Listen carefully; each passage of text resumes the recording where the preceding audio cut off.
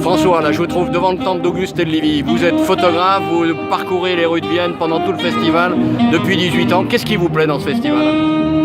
Qu'est-ce qui me plaît dans cette ville? Ici on est à côté d'un monument mythique déjà, et le festival de jazz fait partie de l'histoire de Vienne avec Monsieur Bouteiller qui était à la création au départ. Ce que je peux regretter par contre, c'est qu'il y ait de moins en moins de jazz au festival de jazz à Vienne, de plus en plus de variétés, je trouve ça regrettable. Vous, le jazz, qu'est-ce qui vous passionne dans le jazz? J'aime les instruments, la musique, le rythme, j'aime le jazz pour sa diversité. Il y aura du jazz manouche, du blues. La soirée blues est exceptionnelle cette année, comme l'an dernier d'ailleurs.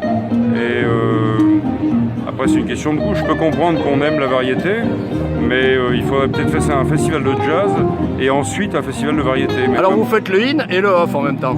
Je fais les deux, tout à fait. D'accord. Bon, et avec un appareil photo, qu'est-ce qu'on découvre dans un festival? Quels sont les angles qu'on verrait pas simplement avec les oreilles?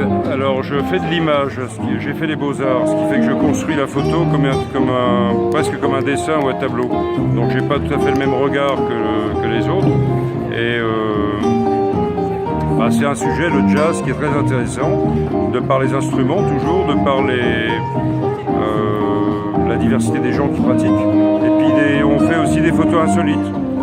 J'ai photographié un petit enfant qui attendait à Cybèle l'an dernier sur les marches tout seul. On avait l'impression qu'il était abandonné. C'était un peu particulier. Quand on sait regarder, il y a toujours des choses à voir et des choses à enregistrer. Enfin, je veux dire, il y a des photos qu'on peut faire parce qu'il y a un rassemblement de foule. Il y a plein de choses.